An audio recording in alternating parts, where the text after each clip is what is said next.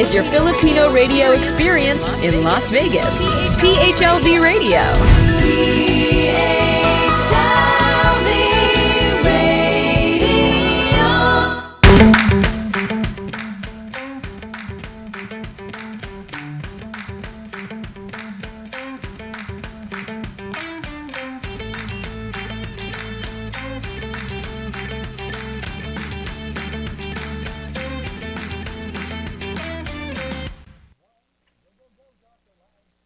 Good evening. It's Friday night here in Los Angeles. It is 9 p.m. And in other parts of the world, it's a happy day. And for people watching us in the Philippines, magandang tanghali po. It's Saturday at 12 noon. Maraming salamat sa pagsama niyo sa amin today. For the other parts of the world, good day, magandang umaga, good morning, good afternoon, and good evening. This is an exciting day because I've been trying to get hold of this friend of mine, and she is a beauty queen. She is an actress, and she is the Darna of everybody. So this is so timely because finally I will introduce you because I think everybody knows who she is. None other than my good friend, Anjanette Abayari. Hi, Anjanette. How are you? Hi, AJ. Hi, Josh. Long time. How have you been? I'm so excited because now we're going to talk about all the things that from your past, about Darna and all that. But before anything else, would you like to greet our audience across the globe? Yes. Hello, everyone. Good morning, good evening, wherever you are. Thanks for joining us, and I hope you enjoy this segment of Alam Mo Ba? On PHLB. We are live na live po tayo ngayon sa PHLB Facebook page, also PHLB Radio on YouTube. People who are not subscriber yet, please do subscribe. For those people naman who are not online right now, you could watch us on live streaming, live na live din po sa iTunes, iHeartRadio, and also on Apple Podcasts. Those people who are not able to watch us tonight because of scheduling, what have you, or it's okay, you could watch all the replays on our website, www.phlbradio.com, or you could go to our website and YouTube, PHLB Radio, as well as PHLB Radio Facebook page. So you could watch all the shows that you missed. You want to watch it as a replay, and everything is there. Not only Alam Mo Ba with Jush Andowitt, but all the other wonderful shows that PHLB Radio are showing right now. Okay? So madaming question, AJ, and so many people were so excited when they found out you're the guest because people would like to see how beautiful are. When they saw the poster, AJ, they were so excited. They said, my God, she has not aged a bit. So meron bang sikreto dyan? How beautiful you are? You have maintained the Darna figure? Right? No, I don't know. Good genes, healthy living, good food. You know, you have to eat well. I exercise a lot, and of course, you know, our own little secret, Josh, our common denominator. Yeah. So I have some surprises for you. So this is the thing. A lot of people are asking if the questions that I normally would ask are given to our guests. No, they are raw, and some of the people are already texted me, and some they ask questions. So of course, this is all new, and I said this is going to be fun. So AJ came into the consciousness of everyone else. Well, firstly, AJ, talk to us about your childhood. My childhood, well, I was born in the Philippines, and I lived there until I was 8, and then I moved out to LA at the age of 8, and I grew up here, you know, like until I went back for binibining. So, but you grew up in Iloilo, right? Yes, I was born in Iloilo, and that's where I grew up. So I speak, Ilonggo. I speak the Karaya dialect. Your mom is the Ilonggo. Yeah, my mom is Ilongga. Yeah, she's From Davao, you said, right? Yes. He's from his grandparents are from Davao, or his dad is so. But he's from Manila, you know. He grew up in Manila. True what they said about Ilongga women. Basta Ilongga, guwapa. Correct? Yes. No. Diba our current Miss is Ilongga right now? Yeah, si Rabia Mateo. Yeah, you see. It's so funny when they advertised her to be the first binibini from Iloilo.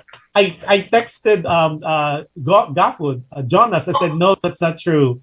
The first Ilongga was Anjanette Abayari in 1991. As a matter of fact, I have a surprise for you. Go ahead, roll BTR. Uh-oh.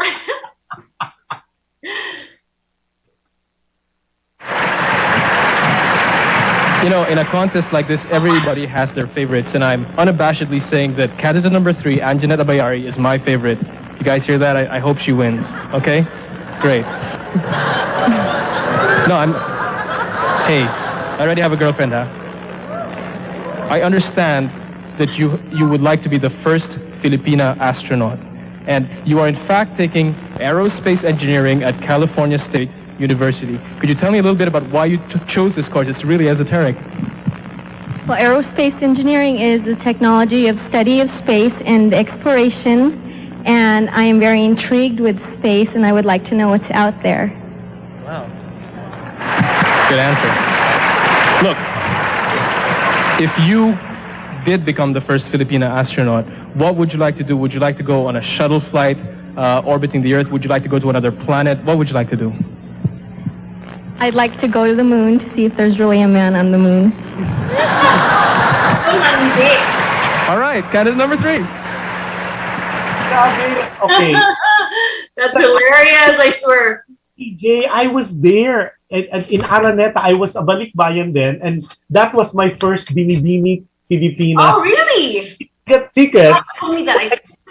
I saw you. I don't know you then because when you guys were all parading, and I said to my assistant, she's gonna win, and you have not even talked. I don't even know your background because you were outstanding there. Oh, thank you.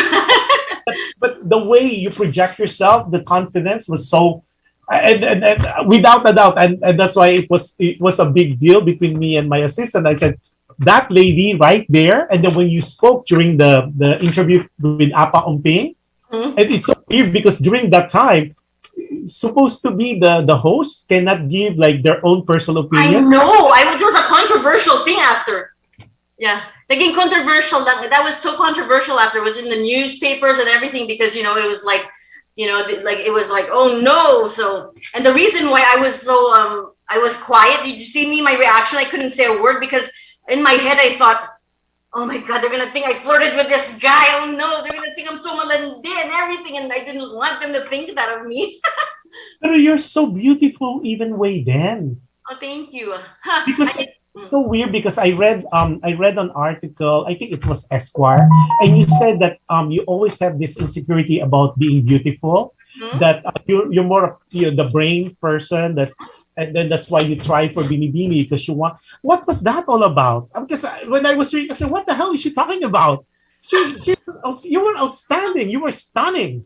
Thank you. I think it's because by growing up, I was a black beauty. I was called the black beauty because I was so dark. My father was light complected, and I was like the dark horse. So I always had this insecurity about myself. I always, my dad always pushed the brains, the intelligent. Never said I was beautiful. Never, never gave us compliments like that. It was more about what we could achieve with our brains. So I never felt like I wanted some attention to be pretty. So my whole life I was always the smart one. I'm like, I wonder if I'm pretty. I want to know if I'm pretty. I never thought I was pretty because I stood out like a sore thumb.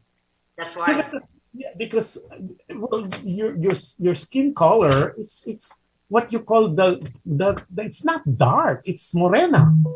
But that's what they used to call me. My family was like that. They just called Black Beauty. That was my during that, I know this is like so far away, 1991, but you knew right away that you're a standout in that contest because the whole Araneta, every time you walk, we were clapping and people were cheering. And I know for a fact you don't know all these people. But we Yeah. were for you because you were stunning, and you were like, you know, it's not like you were like, we know right away. It was like Well, you were the crowd favorite. well, like I think I didn't even I wasn't I was so I was so self-absorbed at the time, just worrying about everything that I was projecting well. And that night I had a spotlight from heaven. I felt it on me. Like because I prepared for this pageant. I mean, I was very ready for this pageant. Dr. Manzano was my mentor, and my dad, and we every weekend we would train me and ask questions and teach me how to walk and talk and say all the right things and answer all the current events. And backstage the whole week in Araneta, all I heard was the rumors of, oh yeah, they're gonna pick Patty Batita because she's tall. Yes. They were into the tall thing. Yes, Yeah. they were into the tall girls, and like Jem was the one before. She was the one who crowned me, and they were all tall. All these girls were the models, the PMAP models, I remember. So I come from out of nowhere. I just happened to just pop in and just, I kind of like was not expected. I don't think. I kind of threw a screw into their plans. I heard that because that batch was Patty Betita, and she the international crown, but everybody was rooting for you, especially when you answered that question. It was a clincher. Oh yeah, when I answered that question and everybody clapped, I was like, phew. When you talk about aerospace engineering, the first thing that like there's like silence, and they said, most people say, what was that? And secondly, like, oh my God, she's so intelligent. Yeah, it was great because I don't think I even ever mentioned that, but when I applied for Annapolis after high school, the Naval Academy, and so because my lolo was a brigadier general in the Philippines, and I have a picture with him and MacArthur together, General MacArthur, and he wanted someone from all his grandchildren, one of us, to go into the military academy, and I was like the most likely to succeed. So I went to Annapolis. Well, I applied for Annapolis and I got accepted into Annapolis for nuclear engineering. Right. Oh yeah. So nothing like aeronautical, but it was nuclear, and I didn't want to be in a submarine. So you decided not to take that because I heard about that, and then you decided to fly to Manila instead and try your luck as a binibini. Well, I actually had gotten accepted to UCLA at the same time. So I went to UCLA. I was going to UCLA at the time when I went to Manila for Binibining, and that was just a fluke because I had joined Miss Asia USA, and they thought I was gonna win, but one of the judges gave me all zeros across the board, which caused me to not win. And Dr. Manzat, they gave me all zeros. That's before they took out the lowest and the highest kind of thing. So this is before all that.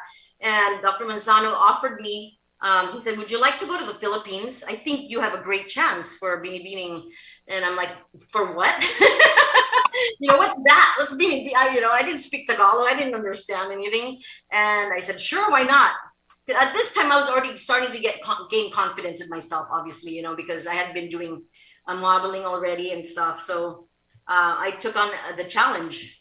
But it wasn't.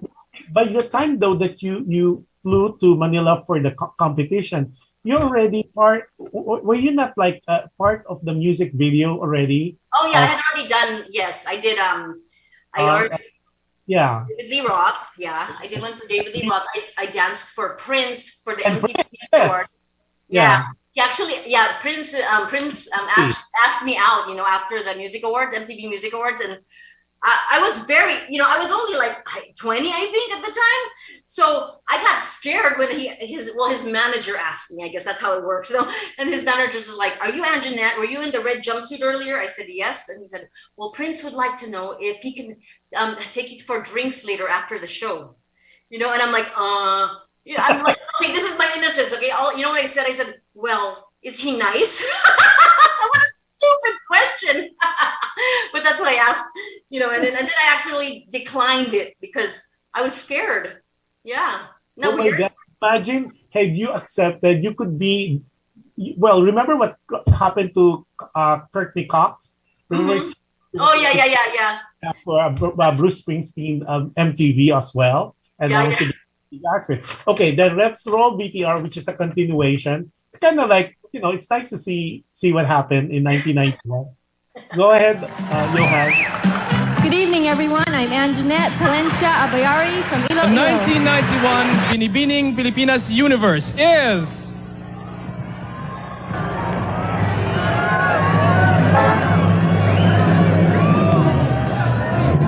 Ladies and gentlemen, candidate number 3, Anjanette Abayari!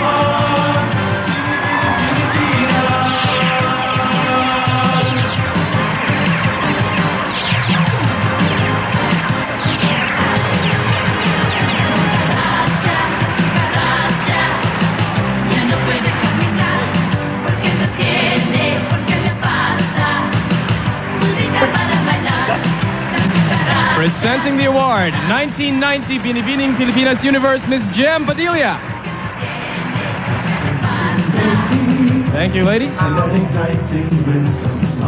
At this point, we would like to congratulate all the beautiful winners in tonight's Binibining Pilipinas beauty pageant for the United States. Oh, nice to see that, right? Wow, yeah, that was a great night, That was 1991. Can you believe it? It was just like yesterday. Yeah, right? I feel like it was just like yesterday. That was the beginning of a lot of things.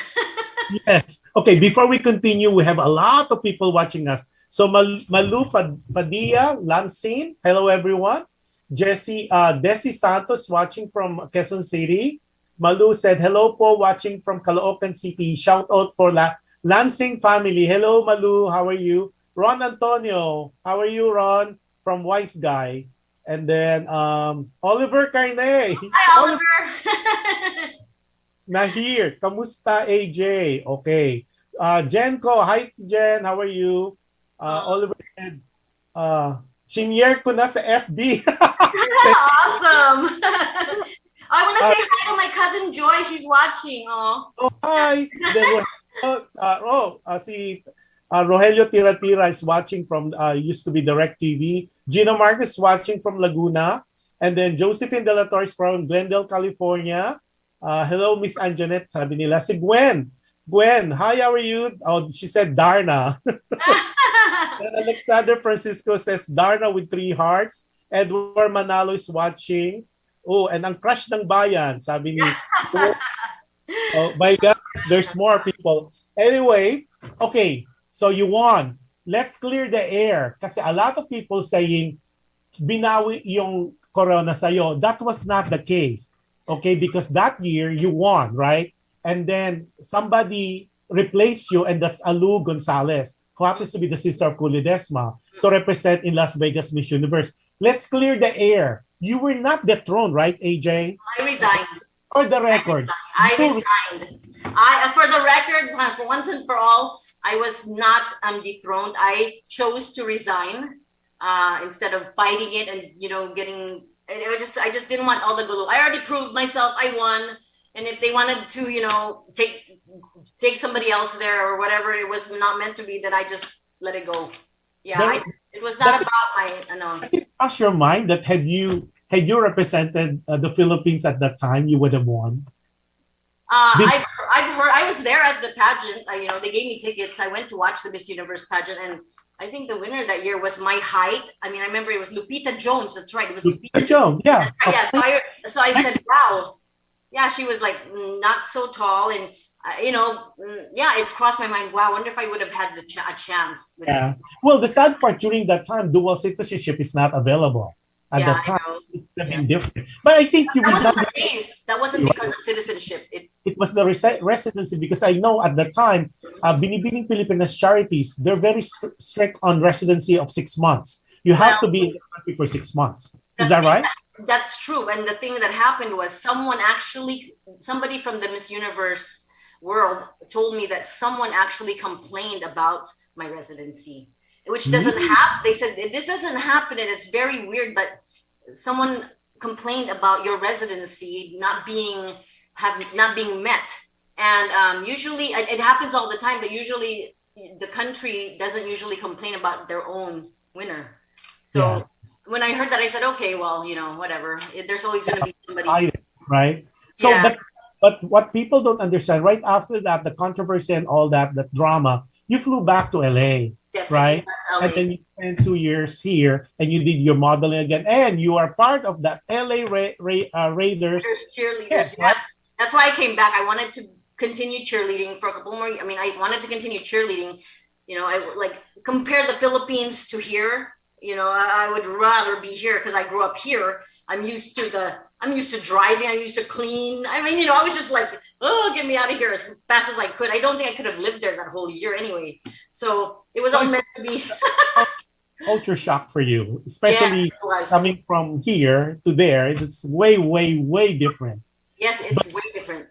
Yeah, but then fast forward to 1993. All of a sudden, you decided to go back and try your hands in show business. Yes, And you signed up for Viva. yes, I did because when I came back because I got bored modeling and cheerleading. I got bored. You know, I get bored easily, and I wanted to do something different. And I told myself someday I might look back on this and say, "What if I did?" And I didn't want to be that. I didn't want to. I don't like that. I don't like that. What ifs in life? You know, I wanted just to go for it. So I did. I went for it. And plus, I had a dream when I was like 9 years old. I had a recurring dream of myself back in the Philippines in a two-piece red bikini. You know this? Is that You know this? right? Yeah, Oh no, my- I had this dream, and I remember telling my mom because it was like a recurring dream for like a whole month. I kept dreaming about me in Iloilo because that's the only place I knew, flying around in a red two-piece. And I would tell my mom, "Why am I back in the Philippines? I'm never going back there again." You know, that kind of thing. And I had that dream, and I remember when I landed that role, I knew it was meant to be because God already showed me like my destiny, you know? Yeah. So the dream is almost like similar to Catriona. Remember Catriona? Yes, In this case, it's the mother who dreamt of her in the red dress winning a certain Oh, that's pageant. right. Yes. After fast forward to so many years, and then she won. Okay, then when you went there, you became the toss of Philippine show business because you were very sought after actress to be paired with all the best leading man that any actress or any female actress would be able to get. Example, and we'll show you some of the films you did, and you paired with Dolphy. Yes. Yeah, Kari King King King. Ang bodyguard kong sexy. That's Yeah. what I did.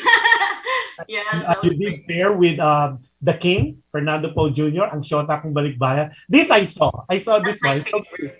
Yeah, He had that written just for me, that script. He told Yes, me. I heard because Yeah. they like that, and you were like suplada there, and then you did a movie with, of course, Philip Salvador, Mhm. right? Yes, Hanggang yes. yeah, and then of Hanggang course, and then there's another one, Talahe Batrosas with That's Cesar right. Montano, I did like and 3 movies with him, I think.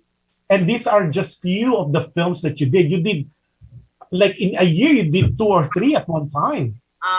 I think I did more than that in 1 year. Like the first year the first 2 years were a little bit slow, but I had a contract that I had to do 4 movies in a year, or else they would have to pay me anyway. That was my contract with Viva. So they had to give me at least 4 in 1 year. Now, what happened? I'm curious though, because some of the films that I've seen, now that I got to know you here, Mhm. the voice is different. Because some of the scenes, the people, the voice was dubbed for you, I think, especially in the early years. I was right? It was Yeah, not. of course, that's not me because I didn't speak Tagalog. I don't speak Tagalog, period. I mean, I spoke a little Ilonggo, but I'm I'm American, you know, I spoke English.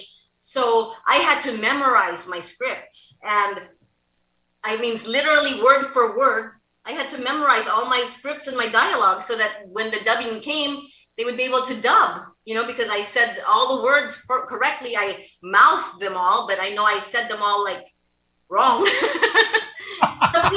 Somebody had to be there and tell me exactly what was happening, what I was saying in that scene and everything. I just had to act it out and emote and just spit out the lines, you know. And so, Question: aside from that, you cannot speak Filipino or Tagalog. What about the acting though? Because you did very well on the acting department. Were you acting prior to all this though, or this is just latent talent of yours that you I really? guess. I mean, no, I never took acting lessons, but I think I was not intimidated by with acting in the Philippines because I was unaware of who the big stars were, or who if they were big stars. I didn't know who they were.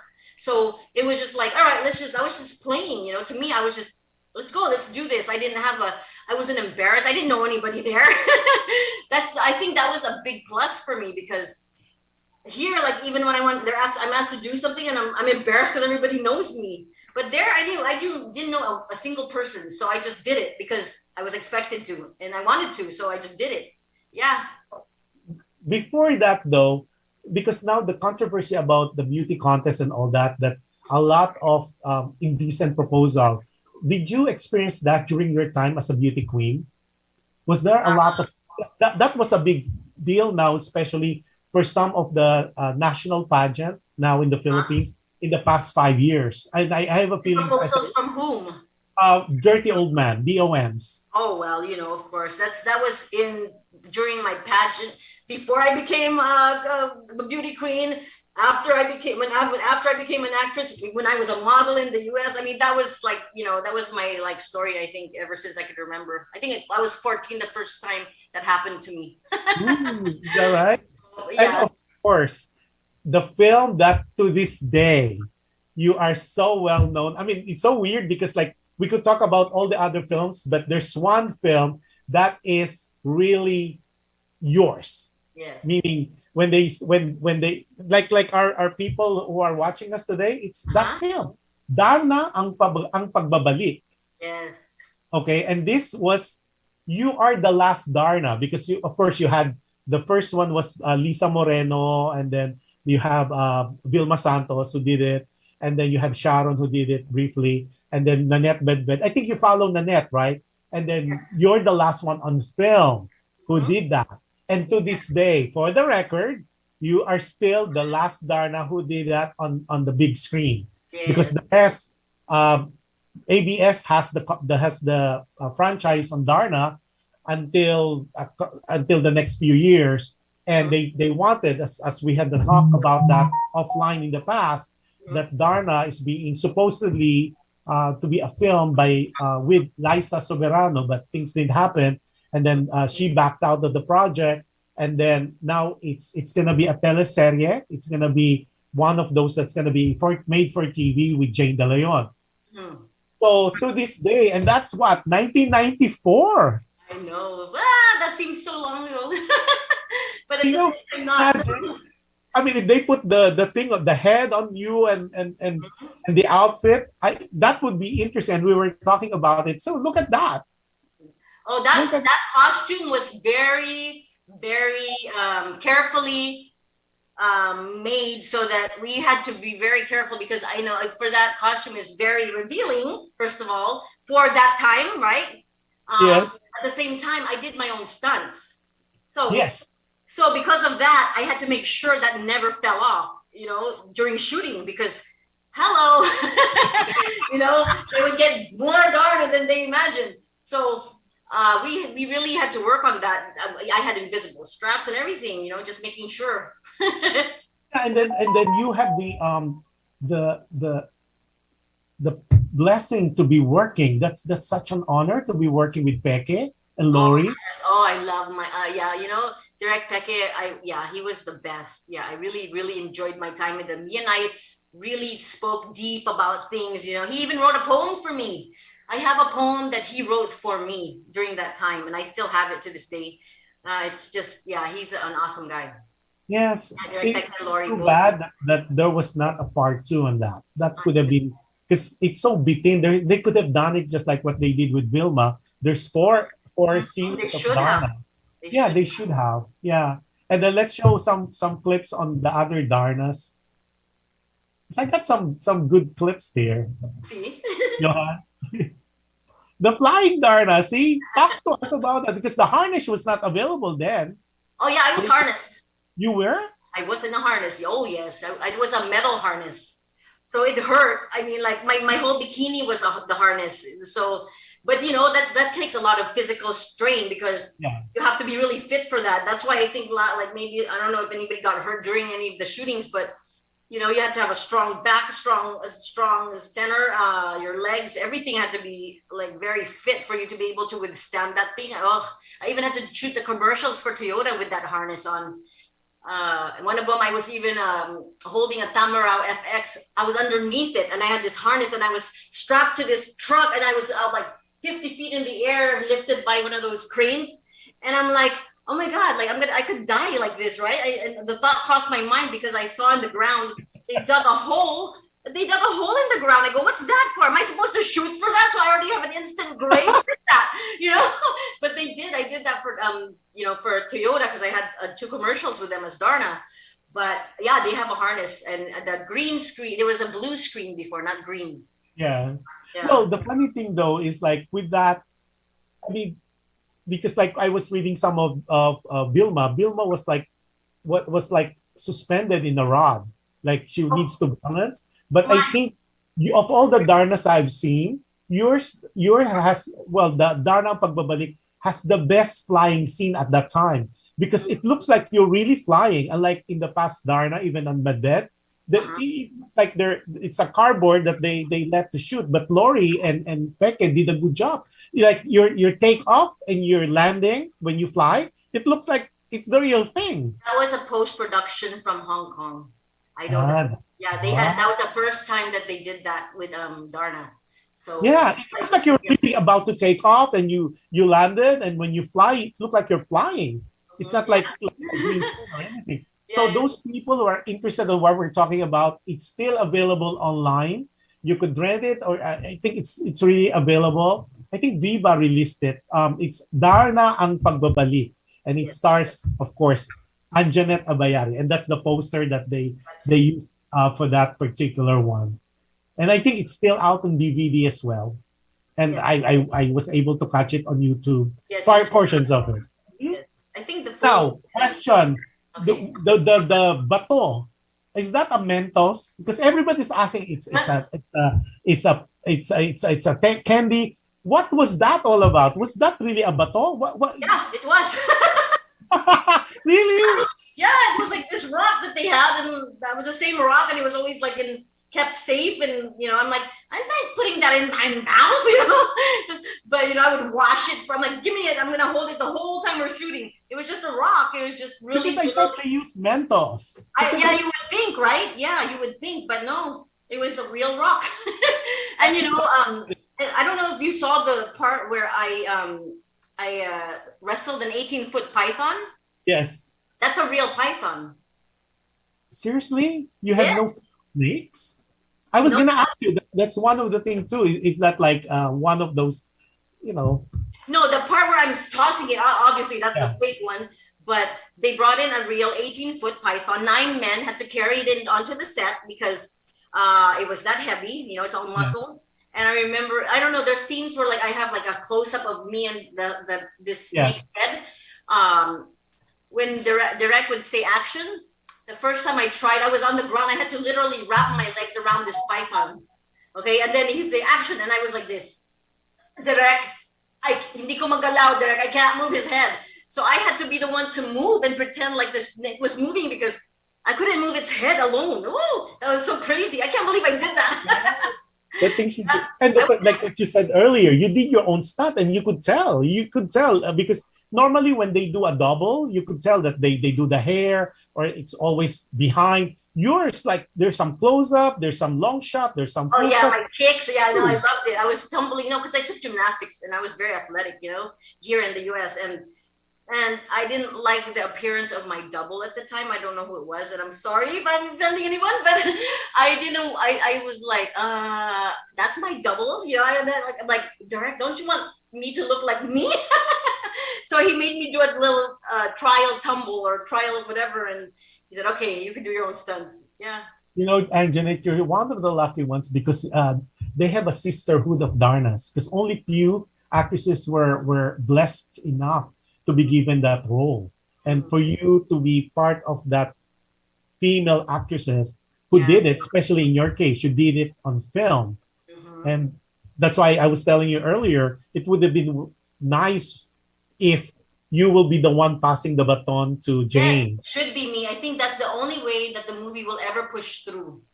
Yeah, because like what I told you earlier, Isa was saying that in the interview that she will be passing the baton or the bato to Jane, and so I kind of told a friend, I said it should be AJ, get AJ because it would be a good continuation, like from like she did her part as Darna, and then she's gonna pass it. It would have been more memorable because That's how it is here, right? Like the Wonder Woman, like Dylan Carter did it. Yes. Yeah. That's how it is here. Yeah, that's how what they all they do did. it. Yeah, or you do a cameo like a Snarda and then pass it. Yeah, That would right? be cute. That will be something to look forward to, especially you have so much supporters, especially still in the Philippines. That would be a good crowd teaser that hey, the original Darna from the film is back to pass the stone. Because as much as I love Isa Calzado, she was never a Darna. Oh, then why would she be the one to pass the baton? That's a Like, good why? question. Weird. Well, they've not done the film yet. Oh, the teleserye yet. You never know. You know how it is. It's never like that in show business. It's never fixed until it's done. Yes. Until that's the right. camera rolls, or sometimes until even the camera is rolling already, they could still replace it. Yeah, And exactly. hopefully we'll send this video to my good friend in ABS and see, look at AJ. Yeah, AJ it is still look like me. Darna. Yeah. And then you went back. Okay, then let's show the latest Darna pictures that you did in 2018. Let's see. Look at that. Yeah, this is look at that. Esquire Your magazine. whole Yeah. series. So it's still there. And look at you now. We just put the headband and the costume. The crown. Yeah, you still got it, AJ. And that would be, in my mind, that would be so perfect and so fitting if they would like to kind of like get more people to watch it, because at least they would see the Darnang pagbabalik, and this will be the Darna young Darna, Jane De Leon. Right. So you never know. Let's see. Now, my question to you, are you open to that though, just in case? Of course, yeah, of course. That would be kind of cool, you know? Yeah, that would be. Oh, so people who are watching this, and we will be watching, and people who will be watching it on the tape that I'm going to be sending to ABS, Yes, she so is we're open open. to that. She is open to that. So open to that idea. Okay, there's more people watching us. Okay, before we Alright. continue, sabi ni, oh my God, there are more people. Oh, yeah. My cousin Jane is watching. Hi, Jane. Yeah, Edward Manalo is watching, and then Maricon Agdaba. Wow, di siya nagbabago. Jay Mandel, Peña, Florida. That's my Hi, cousin. Jing. Hi. Is that That's a what they cousin? call me, Jing. Okay. Then Stella Patino. Hi, Jing. Okay. Oh, the And then Mr. Freeze Gerard Santos is watching. Then Lenny Quasito Botial. Hi, Anjanette. You're so pretty pa rin and sexy. Yes, she is very pretty po. Jane Mandel. Love you, Jane. Louis Roma is watching. Louis is, I think, Florida, I think. Louis, how are you? Hello, Louie. Marcos is on Banay Laguna. Emma Licas is, I think si Emma is somewhere in North Hills or something. Feli Alfen, hi Ate Jen, Kuya Jush Andowitt, and lovely guest Anjanette. I think Feli is from Washington, Seattle. Catherine Cruz is the former First Lady of our Congen General, Adele Cruz. I think you met. Oh, yes, I know them, yes. Then Carmi Santos is watching from Quezon City. Cesar Ong is watching from Quezon City. Hi, AJ. I like her. And then Reggie Consolacion. Hi, Ange. Hi, I see you. Yeah, so hello po to everybody. Yeah, so we're having a conversation about Darna. Yes. Now, so with all the things you left in 1999, you left. Okay, you left the country and then you decided to come back here in the States. Yes. Okay, and you just had and I called it before that was your MOA. I don't even know where you were. And the only reason why I know your whereabouts is because your aunt is a good friend of mine, Awi Oh, Abayari.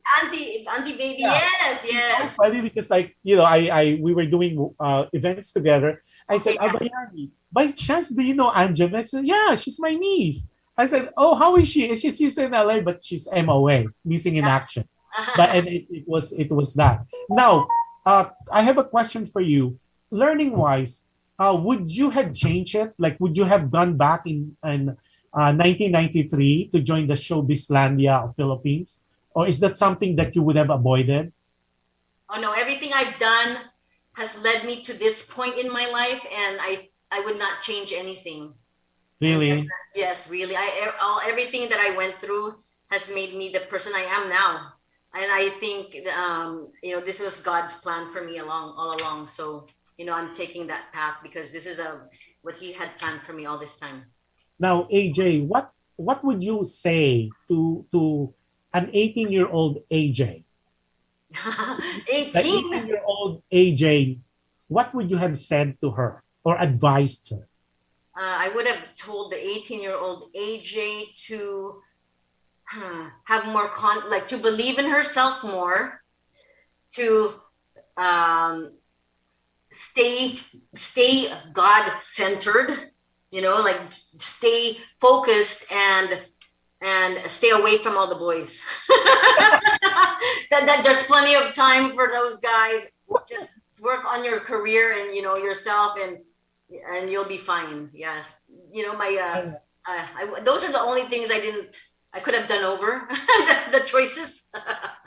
But what lessons would you tell the young people of today that because nowadays in our generation, especially, it's so different then than now. Lesson learned that you could impart to them at this stage. Well, one of the things I believe that I've learned is that when we are thrown into something like of that magnitude or of anything in life, we tend to, when we see success or anything else, we tend to lose sight of ourselves. And that's something that we should never lose sight of, is who we are. And I'm very religious. So I'm very much, I think you have to stay, prayerful and always listen to him, be close to God, and always hear what he has to say to you, because, there's nothing that everything he has for you is good and perfect. And I think I would just really want everyone to just stay on that path, because that's what I would have done differently. Only I lost myself for a little while. Yeah. So it's true that the stardom, the money, and then being sikat can really harm a person. Is that it's because there are different ways that it can affect a person. Mine was more of I wanted to stay. Mine was more of the pressure of staying on top. Yeah. Staying perfect, and like the way everybody saw me, and I had to live up to this image which I created for myself. So that was my thing, was just that. And I think I got enough of, I became very claustrophobic in the Philippines after a while. I couldn't do anything because everybody knew me, and everywhere I went, I was not alone, and I felt like I was living in a glass house. That's how it felt. I wasn't about the money or anything like that. It didn't affect me. It was more of just, I'm a very private person. So all of a sudden I was not I was owned by the public. Like FPJ used to tell me that, he said, you're owned by the public now. So if you don't feel good, if you're not in the mood to smile at your fans, then don't go outside. He told me that. Yeah. That's right. So, because if you don't smile, then you're suplada. yes. If you smile too much and be friendly, then you're flirtish. And plus, I didn't have anyone there that I wasn't, everybody, my friends and family were all here. So I pretty much had to fend for myself. I had my tita who was helping me there, but after a while, you just, I'm alone, and I'm thousands of miles away in a culture that I was not familiar with, and in showbiz to top it off. So, I think I was going on it kept me going. I was on top for so long because I was prayerful, and I didn't lose sight, for a while. But after a while, you just get lost. It swallows you up, and showbiz can do that to people. it can swallow you up. You know, Right. you just forget who you are. You feel like you don't know where you are anymore. You don't know who you are anymore because everybody's just coming at you from all different directions. It's really good to know who you are. If that's why I don't recommend anyone going into showbiz until after they're an adult, you know, because forget it. That's why all these little kids that are, you know, even the people, they're beauty pageant contestants, you know, a lot of these girls, I feel bad because they're so young and they start so young and they don't have their values or their morals or their standards yet set. And who's dictating that for them are people in that world. And that is just, sometimes it's not, I'm not saying that everybody in that world is bad, but you know, they just, you know, the wolves tend to find, you know, the sheep. And my dad used to say, be careful of the wolf in sheep's clothing, which is totally true in showbiz and beauty pageants and anything of that world, you know. Yeah. And now you are a mother of two beautiful, handsome looking boys. That's Aiden and Ashton. Now, I was asking you earlier offline, would you let them go to show business? Because they're really, really good looking boys. Yes, well, they are. They're very talented, but they're also intelligent and they're very, they have a lot of things going for them. So they know I won't allow them to do that until after college. There's no choice there. I said, you're going from high school to college. And then after that, you decide what you want to do. It's up to you. That's your thing. But up until that point, there's no choice. No, none. I won't. If I was pushed to go to college, you know, I would have had a different life, I'm sure. Yeah, but I think if I decided after college to go into showbiz, it would have still been there for me. You know, it's not going anywhere. You know. How old now? 14. 14. Yes. Oh, yeah. And then Ashton is 11. And Ashton is taller than me already. Yeah, he's like 5'9" or something. Yeah. I wish he would come in here. I told him to come in here and say hi, but he's just shy. They're shy. Actually, they're shy. You know, but they're both very talented. Aiden sings. Ashton taught himself how to play the piano. I mean, like, it's amazing. You know, I'm very blessed, and they're also very good kids. You know, they're very good boys. Was that a lot of adjustment being a mom in your case? Oh yes, because I never wanted to be a mom. I never wanted to have kids. I remember because I didn't want to lose my figure. It was, you know, when you're young, I mean, you're single. And it's all about me, right? We're so self-centered when we're single and young. But when I became a mom, all that changed. You know, it's like not about you anymore, ever again. Never again is the world going to be revolving around you. You know, never. I mean never with a capital NEVER, because everything is about your kids. Yeah. Now, what was the most challenging being a mom in your case? With two boys, because a girl. Well, you know, the most challenging for me is because I have boys and I grew up a girl. That is the most challenging for me. I call my brother a lot because I ask him, should I be doing something else? Should I be teaching them something right now, or who's going to talk to them about the changes in their body? I have to buy them books, you know, because I can't talk to them about things like that. Because, you know, which is why I'm so glad Gary's in our lives now, because you know, he's a great role model for them, you know, but yeah, the most challenging thing for me is that I have to make sure that I don't over spoil them, but that they make sure that they feel loved. But I also have to be very consistent with disciplining them the proper way and teaching them from right and wrong. And, you know, I've taught them Bible verses in the last couple of years, and they memorize like A through Z's. And we do, you know, I wanted to teach them to go the right way, you know. That's the most challenging part, because this world is just crazy now. And if we don't teach our kids at a young age, teach them when they're young, and when they grow up, you know, they'll know. So yeah, you have to teach them young, and you have to be consistent with everything you teach them. That's what I've learned. Okay, now, even though you came back in the States, you still did a lot of Filipino shows, because I meet you, we met in several of those. And then I know you did one of the local magazine here, you did a cover one time. Johan, can you show that? And people saying like, look at that. Yeah, that's the last cover I've done that I did. Yeah, that was like last one, the Miss magazine, right? Yes. And there's a good spread on that one. I didn't bother to show it. Yeah, that was a great photo shoot actually. Yeah. I think Phil did it. Phil Ner, or yeah, Philip Ner. Yeah. Because he had taken a picture of me when I was doing the beauty Beaning USA. Yeah, when I was doing that, I was their coach, and he happened to take a picture of me.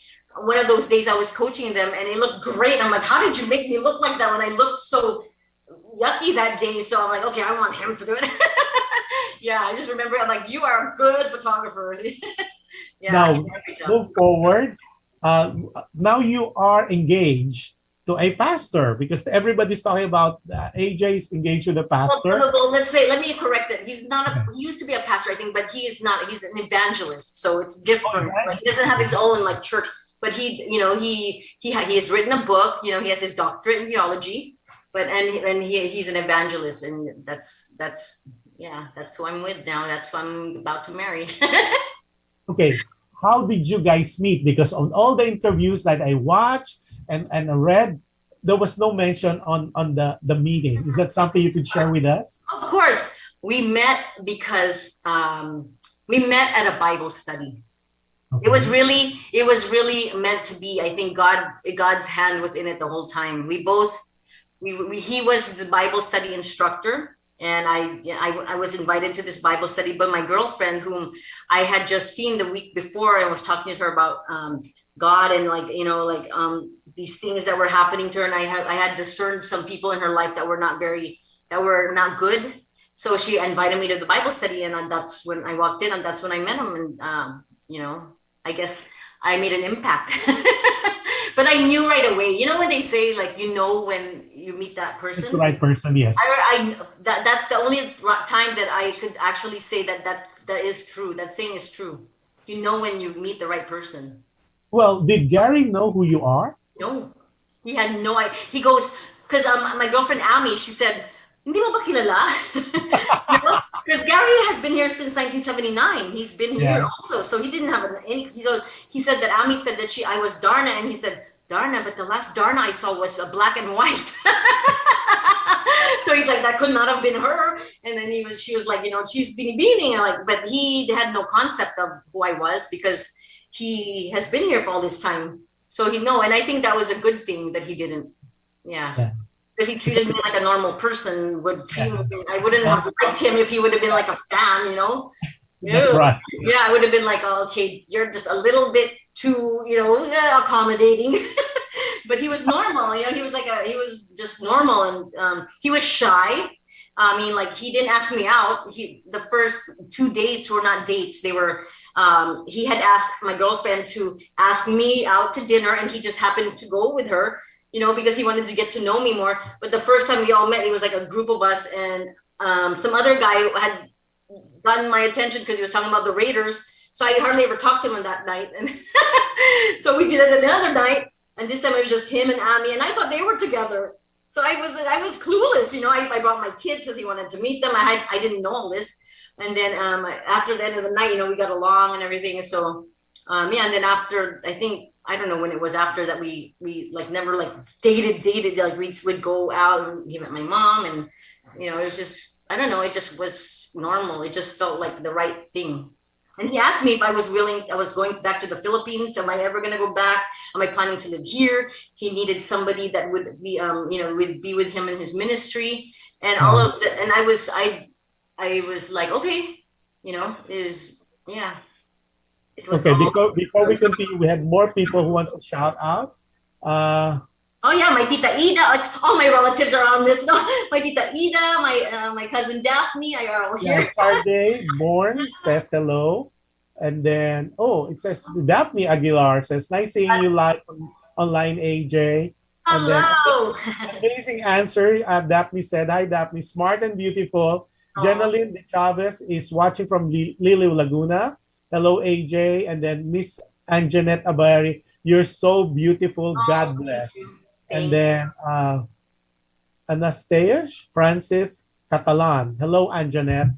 Oh my gosh, we're so, and they're still hooked up on Darna. That's how everybody remembers me. Oh my God, they cannot believe that you have not changed. See, people are saying, that's Darna. That's He's nice. still Darna.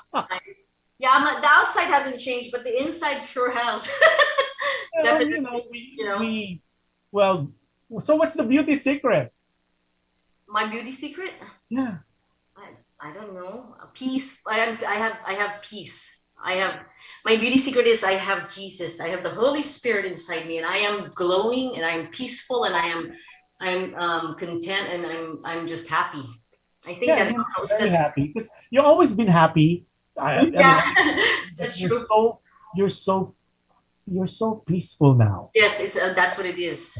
Yeah, and then I met Gary at Dr. Tess's clinic, the old clinic in Beverly Hills, and, Uh-huh. you introduced me to him, and he seems to be a very nice guy. Yeah, he Yeah. is. And When you first meet a person, you're not sure if they're like fake or real because sure you're all about Jesus. I know how many men I know that are all fake, right? So I wasn't sure if he was. I still had to wait and see. Like, is he really? Is this really him? Is this really how he is, or is this just a pretend to try to it's like he's the way he is. He's just constant and. He just lives for Jesus. I know. yeah, but you're engaged now with him, right? You're Yes, engaged. well, yeah, maybe. I will not tell you. No. Yeah, we're together. Basta. So because all the write-up says you're engaged, so I said, well, it's time to We got ask. engaged. Yeah, we got engaged like a year ago, so a year and a Yeah. half. And everybody is texting me, can we see him? So can we? Oh, he will not get on camera. No, we have a picture. We Oh have gosh. Oh, That's there it is. him. That's him. Yeah, hey. And there's another one we have of you and him. Oh, yes, that was that's how we are all the time. That's how we are. We're just See, always look at that smile, AJ. I'm That's happy right there. I'm very happy right there. yeah. Look at that. Your eye says it all. Yeah. Very content, Yes. very happy, very peaceful. It's just Very just into now. yes. Very Yes. into now. Because it's just nice to have someone who it's that's one thing. If you're looking for a guy, make sure he's God fearing, please. I think it makes all the difference when somebody has God in their lives because they're not gonna be manoloco. They're not they're more. I don't know. It's just better. Yeah. So now that I would assume he knows now who you are, right? After all. Yeah. We went on a cruise to Alaska a couple of years ago, and still at that point he didn't realize how big I was. I never talk about it really, to anyone. And we went on this cruise, and the cruises are like 70% Filipino. Filipinos, yes. Well, I wasn't aware of that. Neither was he. And the first night we had dinner in the big dining, the formal dining restaurant. My table was in the center of the whole thing, like from everybody from above and below. Everybody, we were in the center. There was like an 8-seater, but it was just him and I, and he couldn't eat. Like he was like, oh my God, because everybody wanted to take pictures, and I'm gonna accommodate everybody. Yeah, And, from the guests to the crew, yes. And then even to the Americans who said, who is she? So they're like taking pictures, asking him to join us, and he's like, no. He didn't like to be like the center, so he just like stayed back. But he liked the perks of it because like we wouldn't finish our dinner, and we would have a whole dinner sent to our room and whatever. I got coffee all day, every day, pastries at night, whatever. They were so nice on that cruise. It was great, but he was just like, oh my gosh, I cannot eat. I don't know. I'll never go on a cruise with you again. Well, that's because you're Darna to a lot of people to this day. Yeah. And I remember in one of your interviews you said the perks of being Darna, aside from being one of the iconic Filipino superhero, is because the kids finally got to know who you are. Yes, and I love those. I love the kids. Ever since I've always had the soft part for the kids, and I love that I was Darna and I could like hang out and play with all these kids. That was the best part of Darna actually for me. When I was touring with Toyota, we went all over the Philippines, because I had to tour with them for the Tamaraw, went to everywhere, even Davao we went to. And I just remember the kids would run up to me, and the kids are so innocent and they're so happy, and they're like, wow, because, they don't know who I am. They think I'm really Darna. And it was so cool because That was the best. That's what made it all worth it for me. It was awesome. I loved it. That was great. How about the boys now? Your sons. Do they have any inkling on? Oh, no, they know who I am. Oh, they know because I made them watch it when they were younger. And I remember they watched this movie and they would look at me like, wow, right? Like, wow. Because that's the Filipino Wonder Woman. Yeah, that's the Filipino Wonder Woman. And I didn't realize that they really believed it until we were in the pool one day and we were swimming and my son says, but mommy, where's the stone? I said, oh, well, I can't tell you, that's very, very top secret because your life will be in danger if I tell you. But we won't tell, mommy. We won't tell anyone. It's just funny because they were so innocent and it's so cool. But they know now. Obviously, they know who Darna is, and every time we go anywhere Filipino, they're just expecting already like somebody's gonna come up. And Aiden goes, because usually when he's with me and we go to these events, I'll ask him to hold my, I have to ask him to hold my bag or something, and he goes, the drawbacks of being the son of a famous person. And I just start laughing. Because think about it. I mean, of all the things you've done, that's. I mean, you've done so many movies, but this one was a standout for you. And at the same time, nobody has done it in the movie. So imagine the span of time from your 1994 Darna, there was no other Darna at all. There was several Jezebel, but not Darna. And then every time they try to do a Darna, it's like there's a curse or a jinx with the actors playing it. And now, hopefully, Jane De Leon would be able to deliver because it's supposed to be done late this year up to first quarter of next year. And who knows, like what we said earlier, until the camera rolls, we don't even know if that's going to be... Until the movie is out on the screen, you never know. Yeah, right? Exactly. But imagine, of all 1994 to this day, wow, that's a long time, huh? How many years is that? That's a long time. I know, let's not count. Yeah, that's not count. But yeah, no, it is a very long time. And I think, I met the wife of Mars Ravelo when I was given the role. She was there. Yeah, she was there at Viva. And then Boss Vic introduced me to her. And I remember she said to me, if my husband were alive, you would be the perfect Darna for him. Yeah. She told me that. And it was like, wow, that was such a nice compliment. Yeah, because on the magazine that all the pictures, the drawings, Darna was voluptuous. Seriously.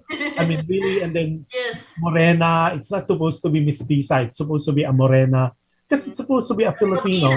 Right. Yeah, Filipina, right. And you played so well. I mean, you guys people who are listening and watching, you need to watch that. Darna ang pagbabalik. And you see AJ in action. And that's why that role still stick with her to this day. Yes. It will be difficult to duplicate that on what you have done. Because imagine, look at that. Almost perfect. Imagine, look at that. Even the abs. Even the abs, I know, right? Yeah. And at that time, there's no Photoshop. You know that. No, there's no Photoshop back then. Yeah, there's no Photoshop at the time. Yeah. Right. Now, because of all the things you've done, you are a vlogger now. Okay. Now we fast forward to now. What was the epiphany? Because now you are more spiritual. Yes. I sense that in you the past few years that I talked to you, especially now. I think, you know what? I've always... Not that you're a bad... AJ, just for the record, not that you're a bad person, but you're so spiritual now. And then it's funny, and we'll tell them as we progress with our conversation, because you do a lot of scripture reading now. Yes, and we'll tell them later where to find you and all that. What was the epiphany for you? I think I've always been spiritual. Even before the day that I went to go try out for Binibining, I remember this. I had this moment where the Holy Spirit came upon me. It's just been like a journey for me with, going back and forth, being far away and near to Jesus, God, and far away and near because of the, my choices and the consequences and things like that. But my epiphany was because I was praying and I was complaining and I was always, I was not grateful for where I was or what has happened because I was still bitter about some things. And there was a point where I realized that, God has placed me where I'm supposed to be right now.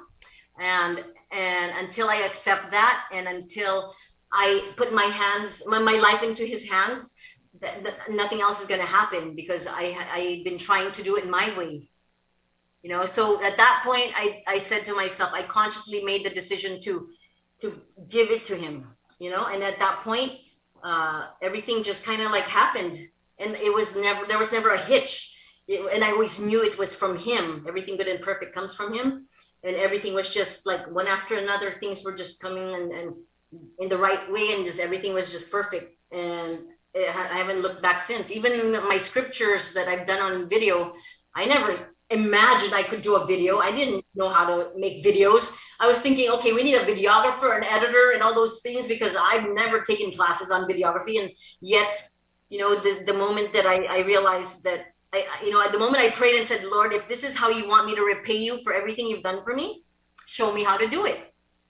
And he showed me. So I know that this is how I repay him for, everything that he's done in my life. I mean, he's done so much. I've always known that, though.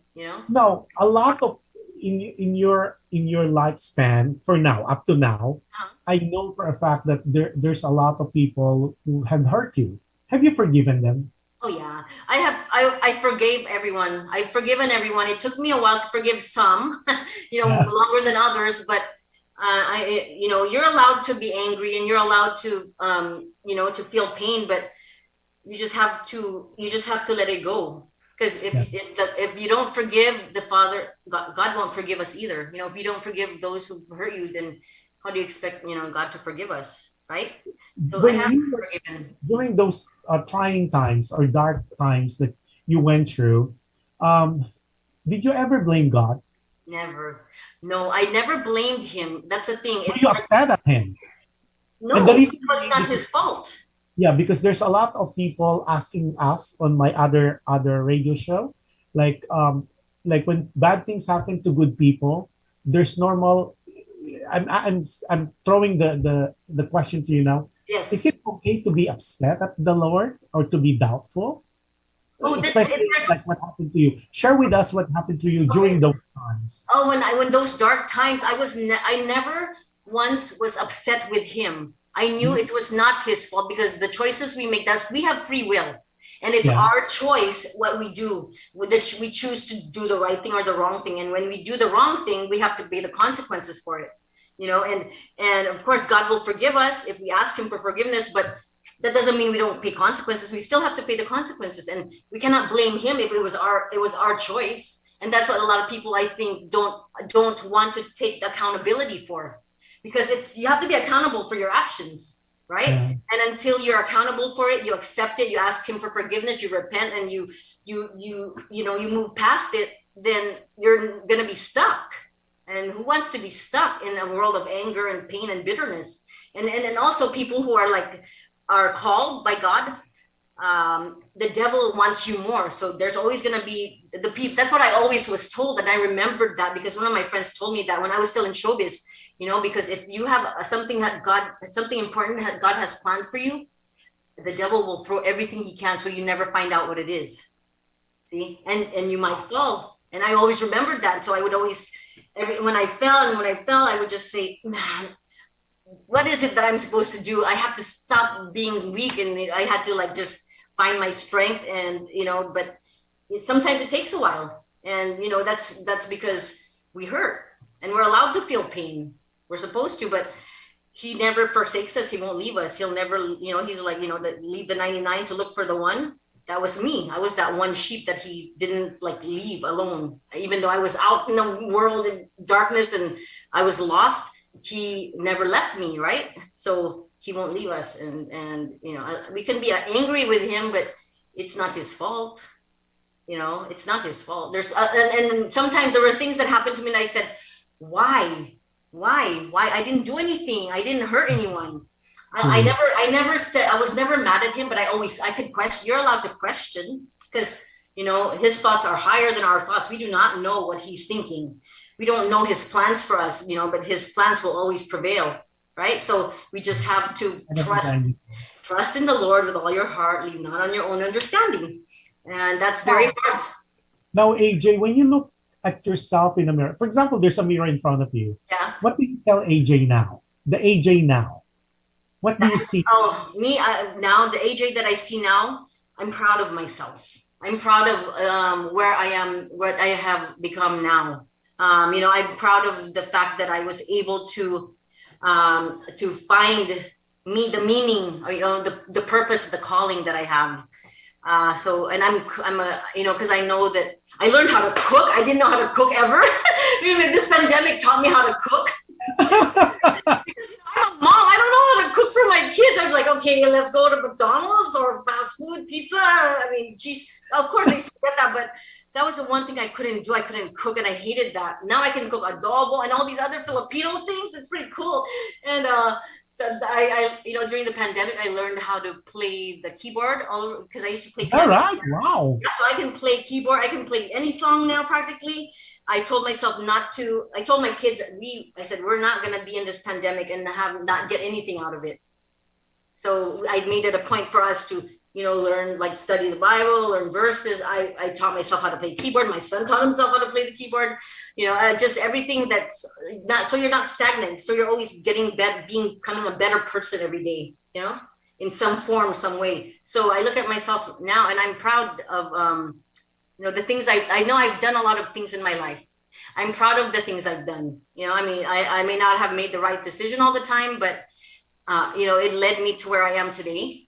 So I wouldn't change anything, Yeah. AJ, what legacy would you like to leave to your kids? What legacy would I like to leave to my kids? Well, because I'm so into my spiritual, my Jesus now, that's the one thing that I wish my parents taught me was the Bible, like just to learn all of the verses, all of the parables, just to learn to know Jesus and to just be that's what I want to leave for them, because it's so important. That's the most important thing. I want to see them in heaven. I want to see you in heaven too, Josh. I want to be in heaven too. I want to see you there. Yeah, so I think that's the most important thing I want to leave them, is the desire to serve God. Yeah. No, AJ, one of the things that we were talking before, I saw the calmness, because I think it's important that if it's okay with you, to share what happened to your parents, and look how you handled it. You like to share that if it's okay? Yeah, that's fine.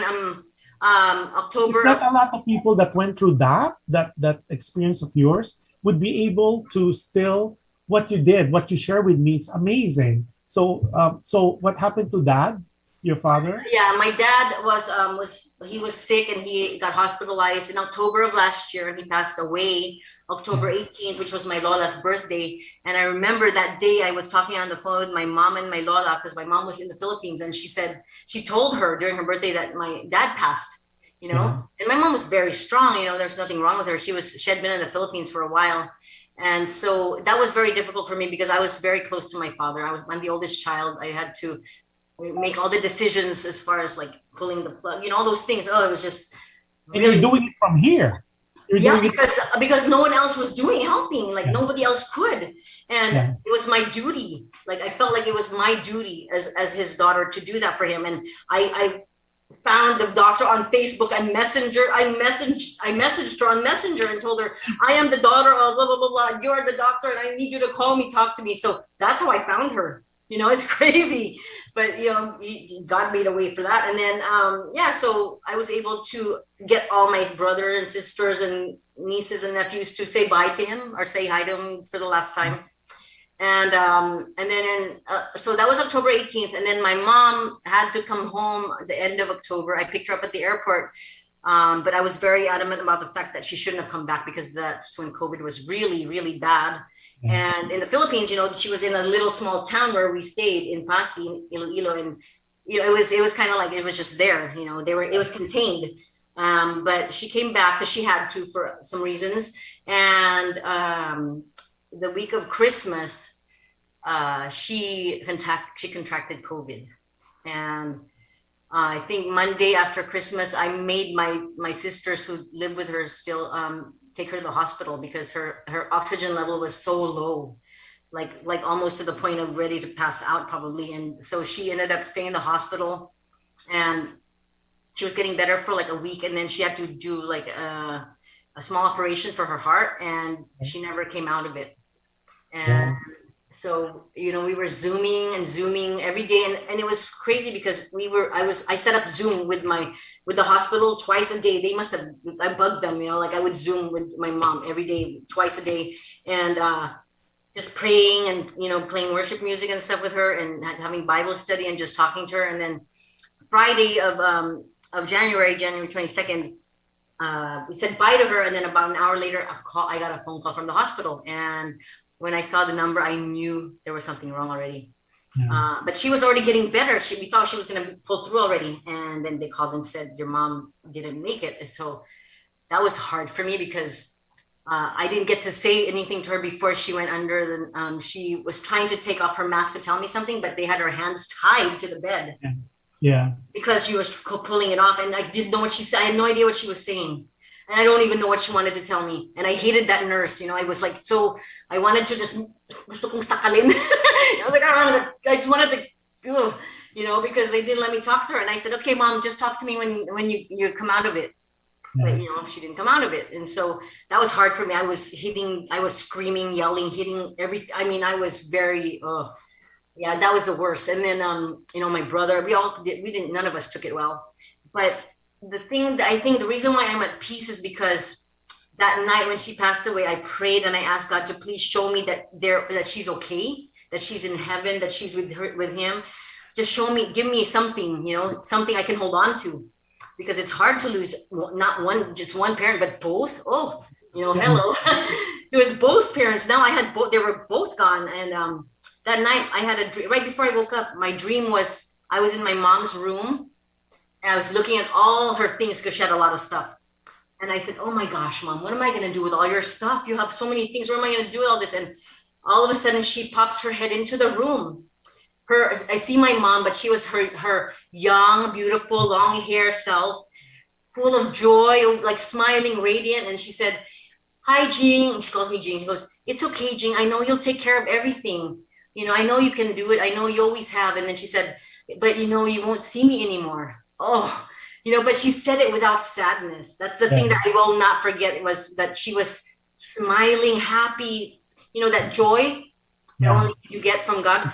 She had it. I saw it. I saw her. And then I woke up and I was screaming and crying and freaking out, of course, but that was my answered prayer.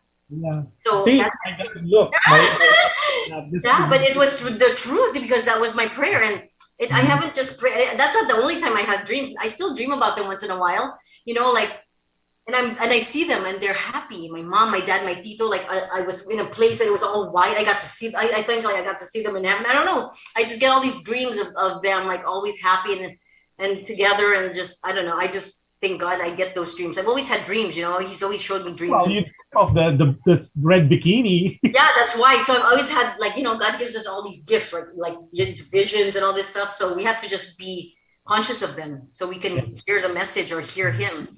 So I think that because of that, I am at peace. Isn't it, they call it the gift of the Holy Spirit, gift of God? No, it's there's 9 gifts, you know, there are 9 gifts. It's like prophet. It's like I made a way to memorize them all, you know, the gift of prophecy, the gift there's healing, there's speaking in tongues, and then what else? It's miraculous, the miracle gifts, and then discernment, you know, and wisdom, you know, wisdom, all those things, wisdom. There's 9 gifts and 9 fruits of the Spirit, but we have to have the Holy Spirit in order to get those gifts. So. And that's the most important part, because, you know, the Holy Spirit is him inside us, you know, right? So if we have him inside us, that's why greater is he who is within us than he who is of the world, right? Because we are like little gods, you know, we have Jesus inside us, and the Holy Spirit is the one who connects us to God the Father. So I think that's okay. Hey, Jay, what was your process in forgiving the people who had hurt you? Was that a process? Was it time? What was the process? What process did you follow, or is it more you just pray for it? Because a lot of people are texting us, especially on my other show. They always want to know, and of course I cannot advise this. I'm not in the space that you are in. Yes. And it's so tough. Like, how do you forgive a person who really, really hurt you so bad that it really cost a future? You know, how do you do that? Okay, so I could, I could sit here and say it was time, but time didn't heal some of my wounds. You can't. I mean, I could say that you just pray, but it does help to pray for them, but it's hard to do because you hate them practically, right? So I don't know if it was a process more than a realization for me that until I let God take it from me, that it would never leave me. But for us to be able to receive new things in our lives, we have to let go of the old ones. So we should just, in order for, if you want new things, new blessings, new relationships, new anything, you have to be willing to let go. That's the hard part.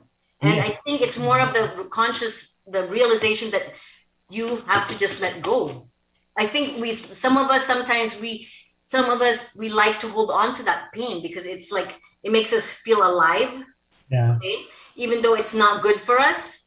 But I think it's something that was a part of our life that was like so real. That's why they don't want to let go, because if you let go, it also means that you let go of all the good things that happened, right? All the good that came with it. And those are the things that they don't want to let go of. But it's okay, because if you let go and you let God, He will give you even better things. Yeah, and I am proof of that. They always say, remember, if they said, let go, let God. Yes, but that's true. Because if you do that, it's hard, because a lot of us, we're like those people. I don't know if you heard the story of all the people at the church, and they're all in front of the altar, and they all have their hands like this. They're asking God for blessings. But this is the thing. Most of us are so busy looking at the other person's blessings that we either miss our blessing, or we just pour it out. We don't even know it's there, and we just pour it out. That's sad, right? Because we don't concentrate on our own. We just have to receive. We don't have to worry about his blessing or her blessing, but we do that. That's human nature, I guess. Yeah. So and it's really tough. Now, a lot of people are asking me, how do we follow AJ? Because most of them are so touched with what you have shared. What are the platforms that they could follow you? Because and the reason why I'm asking that is because while I subscribed already before in your platforms, in your Facebook account, and it's so interesting what I've seen about the scriptures, and sometimes you share what happened to you about the wallet that you lost. Oh yeah. Yeah, that's so cool. So I'm gonna start. That's another. Well, right now, they can find me on YouTube. They actually just have to put Anjanette verses or King James version. But I'm also gonna have another channel called the Always Jesus Ministries. That will be another channel, but that will have all the NIV versions. And I have over 100 videos already of verses for sleep, for healing, for everything. And I want to start another one, or maybe have a radio show, about these things, verses, and how they relate to us in our lives today. And that's so timely. How God works in our lives now, especially now. This is it's not a push. It's just coming from where you were before and where you are now. And people would see the calmness on you. I mean, and the happiness. It's beaming. Always been pretty, always been that. But now I could see you're beaming with so much joy and peace. And I was telling you earlier, when you go, and to the listeners and viewers of our radio, try going to Anjanette Abayari and subscribe. Because there's a lot of scriptures that she would read, and then there's healing, there's sleeping, and there's so many things that she would share. There's even all the red letters. Yeah, things that happened to you in that day, and you're just rejoicing. Look for the lost wallet. There's another one called Power of Prayer. It's a poem that I actually wrote, and the video for that is I made that video because. That's how it was when we have this power. Is about the power of prayer and how we're always we're looking at everything we have and we're not grateful. It's a great. That's one of my favorite videos. I wrote it after I was in filming of on the set somewhere and I was at some squatter area. I remember, and I was crying because somebody was writing all these write-ups about me, and they were so wrong and bad and mean. And I was crying in my van, and then they called me on the set, and I walk across this bridge, and it's that Madumi River, and then it's like, and then all the squatter kids are like, no shirt, no shoes, no roof on their houses and stuff, and I'm walking across, and then all of a sudden I got convicted. Like, why are you complaining about this stupid article when all these people don't even have shoes or clothes or anything, and you're over here crying over that? Like, I felt so bad all of a sudden. So I said, Direct, I need 5 minutes. And I remember because I went to back and I wrote this poem called The Power of Prayer from that experience. Yeah, and the reason why we kind of preempt, there's a possibility AJ will be joining. We'll have a show at PHLV Radio, and she will be talking more about the ministry and the evangelism and the sharing. I call it the sharing of things that happened to her and where she's now. And it's so refreshing in my mind to hear things like that, because you for some reason, like when you listen to some of the things you've done, especially the videos, it hits home. It's so weird, and I always believe that the Supreme Being has a way of communicating to you. Because I always tell a friend, imagine if God talks to you with a burning bush, that would be too scary. So I believe that He used people to convey and to communicate to you. And there's one, it's another discussion next time. There's one that I listened and I said, oh my God, it hits home. That's why I called you right away. I said, AJ, you need to guest. Right? Yeah. Thank you for that. So it's Anjanette Abayari, right? Yeah, you can even put just Anjanette versus. I think Anjanette KJV. Yeah, that's the. Here, we posted out. It's Anjanette Abayari YouTube channel. Yeah, and then there's. Yeah, that's the one. Thank you. No, there's over 100 something video. I even have short prayers, like 3 to 5 minute prayers, how to start your day. Just stuff like just little ones. And I think that one right there that you see in the very left side of the screen is like the most popular of all my prayers. And you can just pray along. Some of them you can read along, some of them you can pray along. And they're very anointed. And especially a lot of these prayers. When you read the scriptures, I always do that while I'm about to sleep. I just let it play.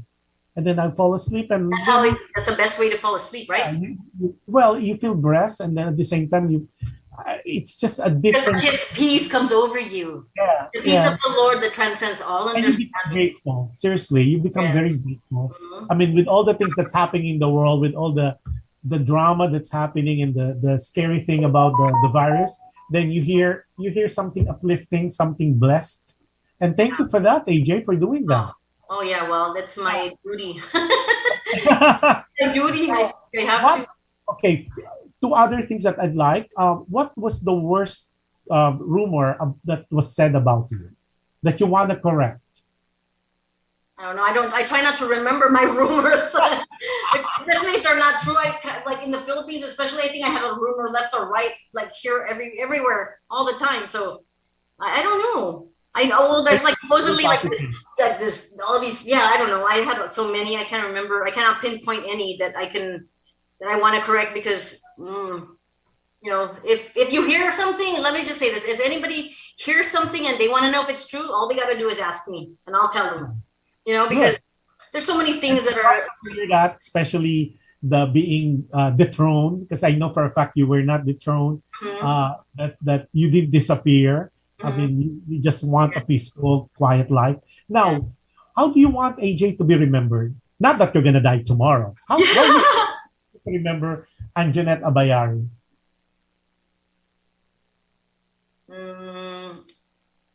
I want to be remembered as someone who, I don't know, like, I just want to be remembered as somebody who loves God, loves the Lord, and, I was instrumental to His kingdom. That's what I want to be. How I want to be remembered, because you know what? That's the most important thing to me, because that's where we're all going to end up. Those of us, So I just want to be remembered, as I don't know, just that girl. I mean, I don't know. I think my movies will live on forever. And that's already like a test, like my memorial is like my movies. They're going to be there forever. So now I want to remember for all these scriptures and being able to spread this word, to be able to share the good news to the world. That's how I want to be remembered now.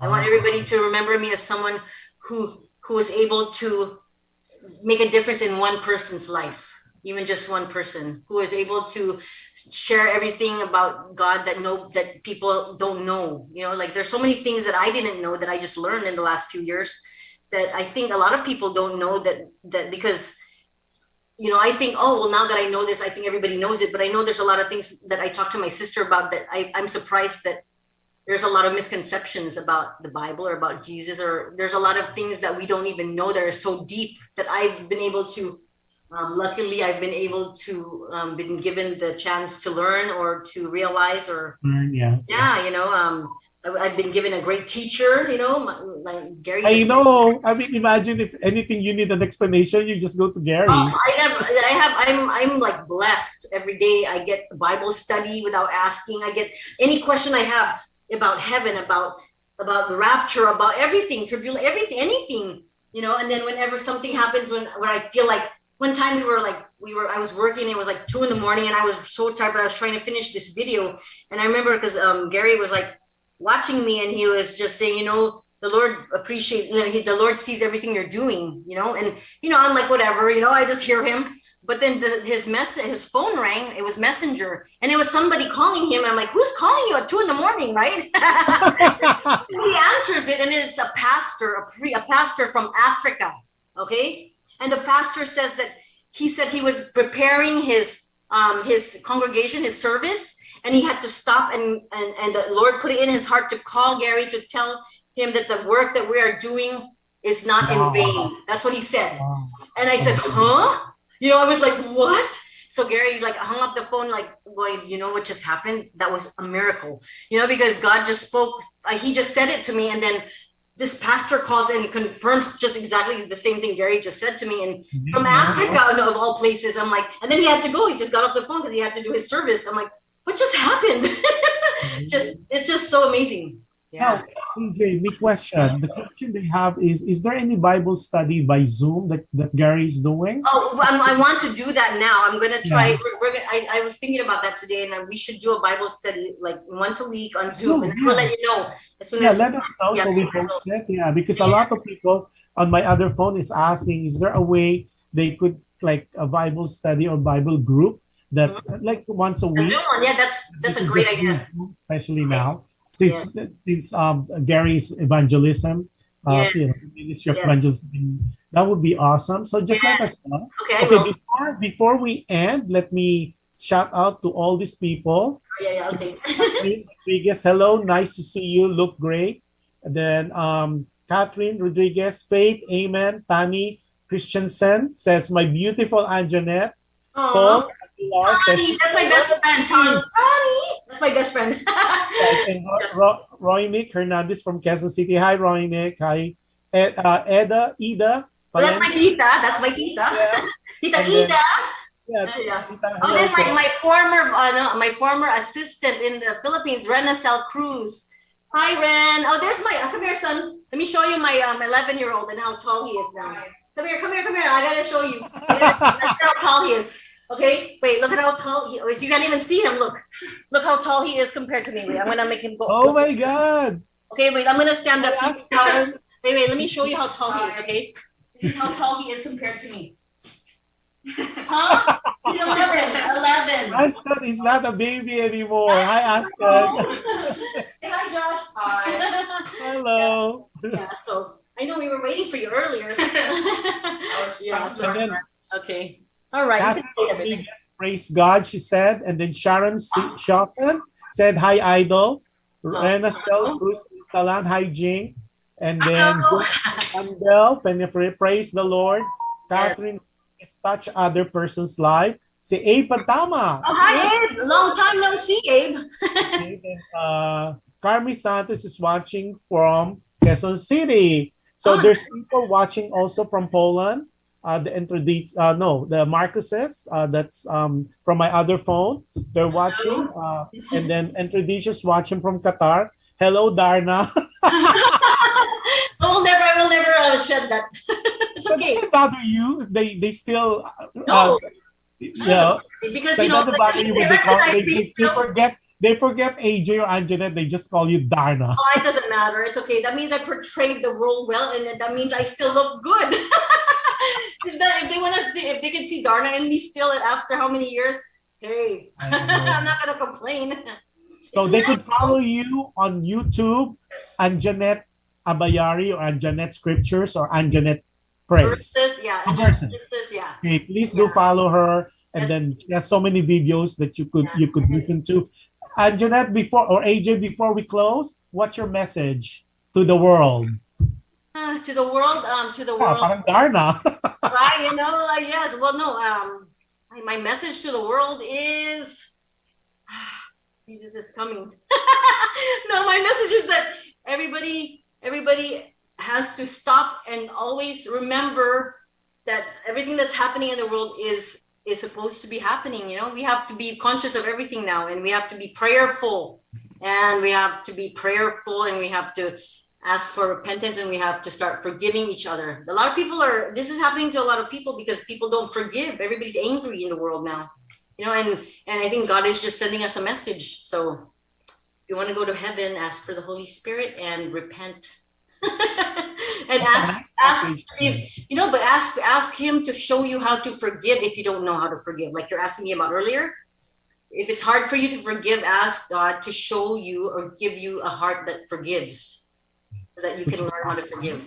Which is not an easy task. Yes, but with God anything is possible, right? Exactly. Praise, amen. Well, AJ, I told you. See, we're an hour and 40 minutes. See, we were thinking, right? Like, what are we gonna talk about? And I said, don't worry about it. Time flies. You can talk forever, though. Yeah, me and you can talk forever. So you know that. That's why I can't wait. Hopefully, everything pan out. That you will have a show with PHLV radio. Yeah.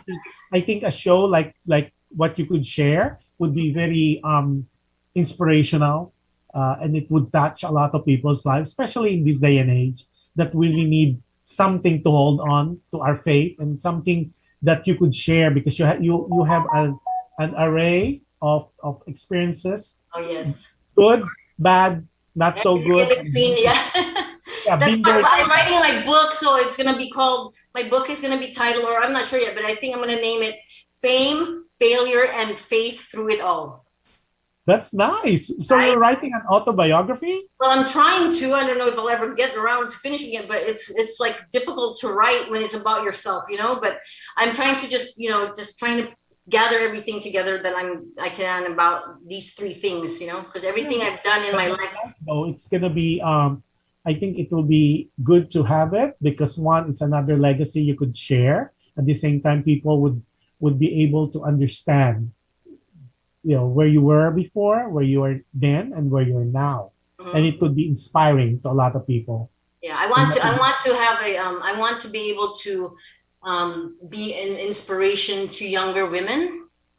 That's really what I want. I want younger women to be touched by whatever experiences or learn from my experiences, and be able to know that there's always somebody out there that they can ask.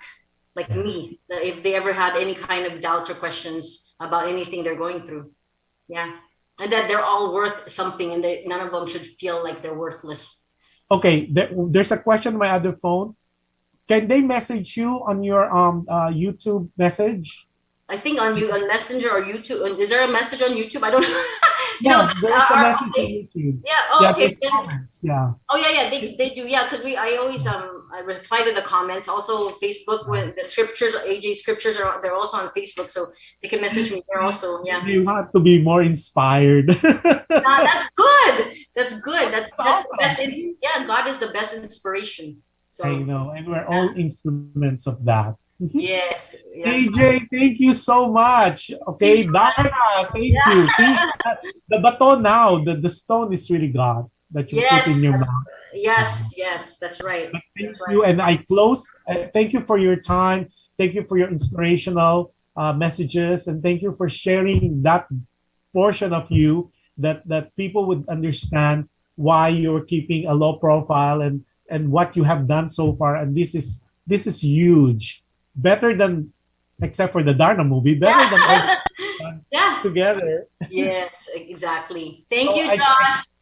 And Yeah. I close all my shows by saying, be kind. You can never go wrong with kindness, and any act of kindness, there will always be a way of getting back to you. With Yes. that, we close. AJ, thank you, and I'll give you all the information you need for your radio show. Okay. Okay, thanks, Josh. Bye, guys. Bye bye. Have a nice week, and thank you. Say hello to Gary and the kids. I will. Bye bye, you guys. Have a nice Bye, week. everyone. I'll see you tomorrow.